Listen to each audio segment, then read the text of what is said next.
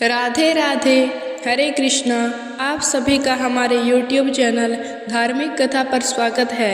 आज की इस वीडियो में हम आपके लिए लेकर आए हैं वैशाख स्नान की एक बंदरिया और राजा के गंगा स्नान की कहानी। तो आइए कथा को शुरू करते हैं। आपसे निवेदन है कि आप कथा को पूरा ज़रूर सुनें। एक समय की बात है, किसी नगर में एक राजा था जो बहुत दयावान, धर्मात्मा और भगवान विष्णु का परम भक्त था। वह हर वर्ष गंगा जी में वैशाख स्नान करता था। एक समय जब वैशाख मास आया तब राजा ने निश्चय किया कि मैं इस नगर का राजा हूँ, मुझे पूर्ण अधिकार है कि मैं सबसे पहले गंगा जी में स्नान करूं। उसने सारे नगर में ढिंढोरा पिटवा दिया कि गंगा जी में सबसे पहले वह स्नान करेगा और बाद में सब। यदि कोई पुरुष उससे पहले स्नान करेगा तो वह उसे अपना आधा राज्य दे देगा, और यदि कोई महिला उससे पहले स्नान करेगी तो वह उससे शादी कर लेगा। ऐसा कहकर राजा ने गंगा जी के घाट पर पहरा कड़ा करवा दिया। पहरेदार सारी सारी रात गंगा जी पर पहरा देते और राजा सुबह सबसे पहले घाट पर आता और स्नान करता, परंतु उसे घाट गीला मिलता और पानी हिलता हुआ दिखता। राजा ने घाट पर पहरा कड़ा कर दिया, परंतु रोज का यही नियम था, क्योंकि घाट के किनारे पेड़ पर एक बंदरिया रहती थी जो रोज सुबह सबसे पहले गंगा जी में स्नान करती। अपने पिछले जन्म के कर्मों से उसे बंदरिया का जन्म मिला और उसे अपना पिछला जन्म दिया। वह भगवान विष्णु की भक्त थी, इसलिए वैशाख स्नान करती थी। देखते ही देखते वैशाख मास समाप्त होने को आया। एक दिन एक सिपाही ने बंदरिया को स्नान करके निकलते हुए देख लिया और उसको पकड़ लिया। राजा के आने पर उसे बताया कि यह आपसे पहले यहाँ स्नान करती है। बंदरिया को देख राजा को आश्चर्य हुआ। तब बंदरिया ने इंसान की भाषा में उसे सारी बात बता दी। अब जैसे कि राजा ने प्रण लिया था, उसने बंदरिया से विवाह कर लिया। बंदरिया को यह पता था कि उसके वैशाख स्नान के फल स्वरूप वह रानी बनी है। राजा ने बंदरिया के साथ अपना पति धर्म निभाया। राजा की बहुत सी रानियां थी जो बंदरिया का मजाक बनाती थी। देवयोग से बंदरिया को गर्भ ठहर गया और धीरे धीरे 9 महीने का समय बीता और बच्चा होने का समय नजदीक आ गया। एक समय बंदरिया ने राजा से पूछा, जब बच्चा होने को होगा तो मैं आपको कैसे बताऊंगी। राजा ने बंदरिया के कमरे में एक घंटी लगवा दी और बोला, जब तेरे दर्द हो तो तू यह घंटी बजा देना, मैं तुरंत आ जाऊंगा। जब बाकी रानियों ने घंटी देखी तो पूछने लगी, यह घंटी क्यों लगाई है। तो बंदरिया ने सारी बात उन्हें बता दी। रानियां हंसने लगी और बोली, जरा बजाकर तो देखो राजा जी आते हैं या नहीं।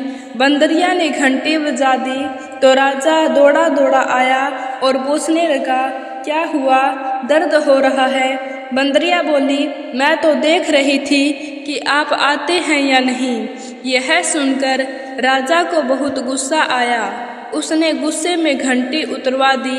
एक दिन बंदरिया को तेज दर्द होने लगा तो रानियां बोली, तू आंखों पर पट्टी बांधकर लेट जा, इससे तुझे दर्द नहीं होगा। वैशाख मास के पुण्य के प्रभाव से बंदरिया ने एक सुंदर पुत्र को जन्म दिया।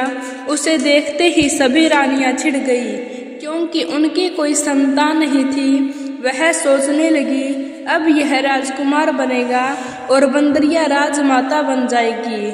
सभी रानियों ने एक योजना बनाई और बड़ी रानी बच्चे को कपड़े में ढककर बाहर ले गई। दासी को बच्चे को देखकर बोली, इसे नदी में बहा देना। ऐसा कहकर रानियों ने बंदरिया के पास एक पत्थर रख दिया।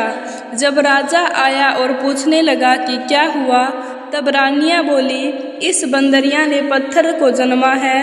पत्थर देखकर राजा ने सोचा, जब बाकी रानियों को ही बच्चा नहीं हुआ तो इस बंदरिया को कैसे होगा। उधर जब वह सिर्फ बच्चे को नदी में बहाने लगी तो उससे ऐसा नहीं किया गया। दासी ने देखा कि नदी के किनारे एक कुम्हार मिट्टी के बर्तन बना रहा है। दासी ने मिट्टी के बर्तन में बच्चे को रख दिया और वहाँ से चली गई। कुम्हार ने जब रोने की आवाज़ सुनी तो बच्चे को देखकर वह बहुत प्रसन्न हुआ, क्योंकि उसके भी कोई संतान नहीं थी। अब कुम्हार और कुम्हारिन उस बच्चे का प्यार से लालन पालन करने लगे। वे जानते थे कि यह बच्चा किसी उच्च परिवार का है, क्योंकि वह एक रेशमी कपड़े में लिपटा हुआ था। देखते ही देखते वह लड़का बड़ा होने लगा। एक दिन वह कुएं के पास खेल रहा था। स्योंवश वहीं कुछ लड़कियां आई और अपने सहेली से बात करने लगी। बातों बातों में उसने बंदरिया के बेटा पैदा होने की सारी बात बताई और यह भी कहा कि उसने बच्चे को एक कुम्हार के बर्तन में रख दिया था।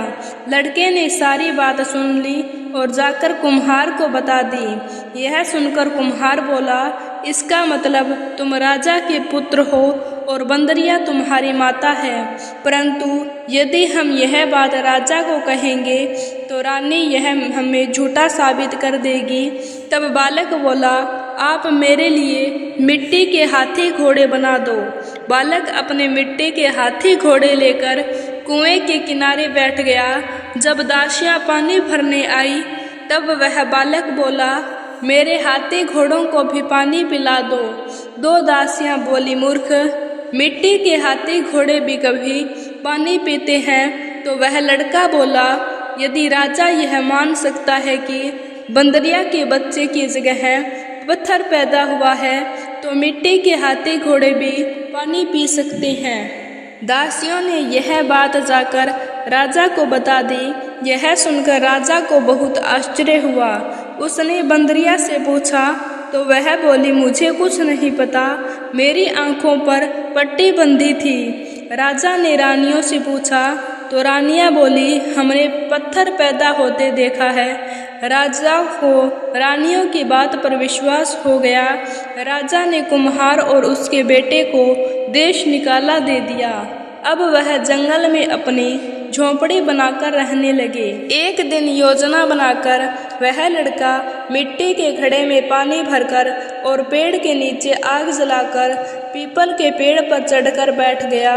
कुछ ही देर में जंगल में नगर की कुछ लड़कियां आई और लकड़ी काटने लगी। थकान से उन्हें प्यास लगने लगी। उन्होंने पेड़ पर बैठे उस लड़के को देखा तो उससे पानी मांगने लगी। तो वह बोला, पानी के बदले में तुम्हें मेरा एक काम करना होगा। मेरा गमछा पकड़कर तुम्हें मेरे पीछे पीछे चलना होगा। प्यास से व्याकुल होकर लड़कियों ने हाँ कर दी और गमछा पकड़कर उसके पीछे पीछे चल दी। लड़के ने पीपल की ओर अग्नि के चक्कर लगाना शुरू कर दिया और फिर उन्हें पानी पिला दिया। पानी पीकर सभी लड़कियां अपने अपने घर चली गई। घर जाकर उन्होंने सारी बात अपने माता पिता को बता दी। सभी लोग इकट्ठे होकर राजमहल में पहुँचे। वहाँ राजपुरोहित जी को सारी बात बताई गई तो वह पूछने लगे, पीपल के साथ क्या वह अग्नि भी थी? तो लड़कियां बोली, हाँ, वह अग्नि भी थी। राजपुरोहित जी बोले, इन सभी लड़कियों का विवाह उस लड़के से हो गया है। अब राजा सभी के साथ उस लड़के से मिलने जंगल में पहुंचा और बोला, तुमने इन सभी से विवाह किया है? लड़का बोला, हाँ, मैंने इन सभी से विवाह किया है। राजा बोला, अब तुम्हें इन सभी को अपने साथ रखना होगा। लड़का बोला, मैं तो जंगल में यहाँ वहाँ घूमता हूँ, मेरे पास तो घर भी नहीं है, इन्हें कहाँ रखूँगा। तब राजा ने लड़के से कहा, अपने साथ नगर में चलो, मैं तुम्हारे लिए घर बनवाऊंगा जहाँ तुम इन्हें साथ रह सकते हो। देखते ही देखते उसका घर तैयार हो गया और उसकी सभी पत्नियों को एक पुत्र रत्न प्राप्त हुआ। जब लड़के ने राजा को रानियों के साथ भोजन पर आमंत्रित किया, राजा सभी रानियों के साथ उसके घर गया, परंतु बंदरिया को नहीं ले गया। तब लड़के ने पूछा, आप अपनी सबसे छोटी रानी को अपने साथ क्यों नहीं लाए? राजा बोला, उसे समझ नहीं है, इसलिए वह बाहर नहीं आती जाती। लड़के के आग्रह करने पर बंदरिया को वहां बुलवाया गया। बंदरिया के आते ही लड़के ने उसके पैर छुए और उसे पूजा में बैठाया। अपनी सभी पत्नियों से कहा, रानी माँ का आदर करते हुए एक एक कर बच्चे को उनकी गोद में रख दो और इनसे आशीर्वाद लो। यह सब देखकर बाकी रानियां चिढ़ गई और राजा से बोली, हमें बुलाकर यहाँ हमारा अपमान कर रहा है, हम यहाँ नहीं रुकेंगे। ऐसा कहकर सभी रानियां वहाँ से जाने लगी। तभी वह लड़का बोला, यह मुझे जन्म देने वाली मेरी माँ है। राजा बोला, यह तुम क्या कह रहे हो? तब लड़के ने रानियों की योजना की सारी बात राजा को बता दी और उस दासी से गवाही दिलवाई।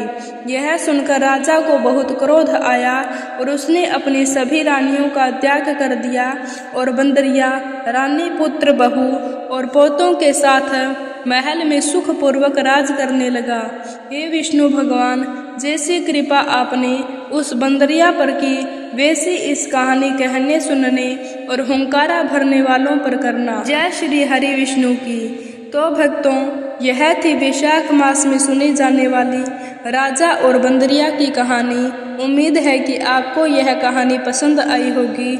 अगर आपको वीडियो पसंद आई तो वीडियो को लाइक, शेयर और ऐसी ही कथाओं के लिए हमारे चैनल को सब्सक्राइब जरूर करें। धन्यवाद। राधे राधे।